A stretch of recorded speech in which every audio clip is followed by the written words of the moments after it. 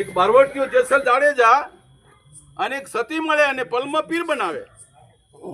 આ તમે જુઓ ને સતી સંતોના એની તાકાતો તમે જુઓ કે એક ભયંકર જાડેજો કે જેના જીવનમાં કર્મ માત્ર કેવળ પાપ સિવાય બીજું કાંઈ નહીં, અને એને એટલા બધા પાપ કરી નાખ્યા કે જેના માથાના વાળની વાત કરી કે જેટલા મથીદા વાળ તોળા દે એટલા મેં પાપ કર્મ કર્યા નાખ્યા છે.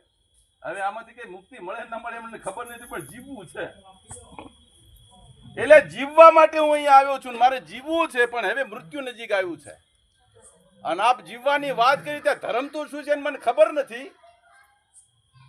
આ ધર્મ સિવાય બીજું કઈ કર્યું નથી, અને છતાંય તમે મને કહ્યું કે જીવવું છે તો તારા ધર્મને ગા. હવે ધર્મ શું છે એની મને ખબર નથી, પણ હવે મેં જે કર્યું છે એ મારું ધર્મ છે એમ કહીને એને પાપ ગાયા બધા. અને હાચા પાપ મારા બાપ તમે હું ગઈ ના છીએ તો પીર થવામાં વાર લાગતી નથી.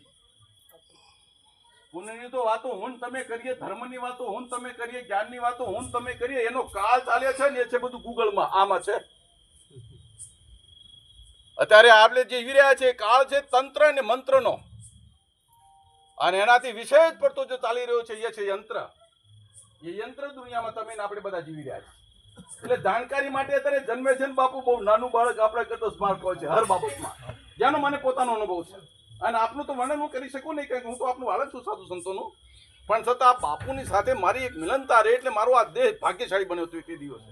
એમની થોડી વાતો મેં સાંભળી છે, અને પછી સાંભળેલી વાતોમાં પછી એમને જાણકારી મને મળી કે બાપુ જીવ્યા ત્યારે કોઈ સ્ત્રોત્રી હતા, અખાડાના સાધુ છે, અને દેહ રહ્યો ત્યાં સુધી નિષ્ઠ બન્યા છે, બ્રહ્મનિષ્ઠ રહ્યા, અને અત્યારે બ્રહ્મલીન છે, મતલબ સમાધિમાં છે, એટલે જીવતા છે ટૂંકમાં.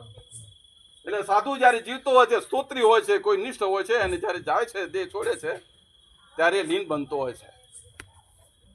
એટલે મરવાના એક બારવટીયો જેસલ જાડેજા અને એક સતી મળે અને પલમાં પીર બનાવે.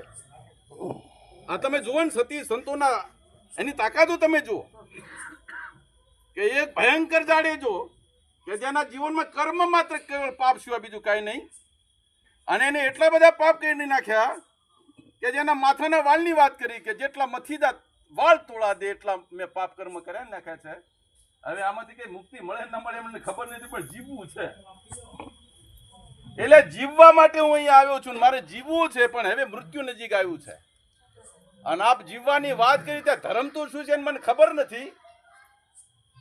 આ ધર્મ સિવાય બીજું કઈ કર્યું નથી, અને છતાંય તમે મને કહ્યું કે જીવવું છે તો તારા ધર્મને ગા.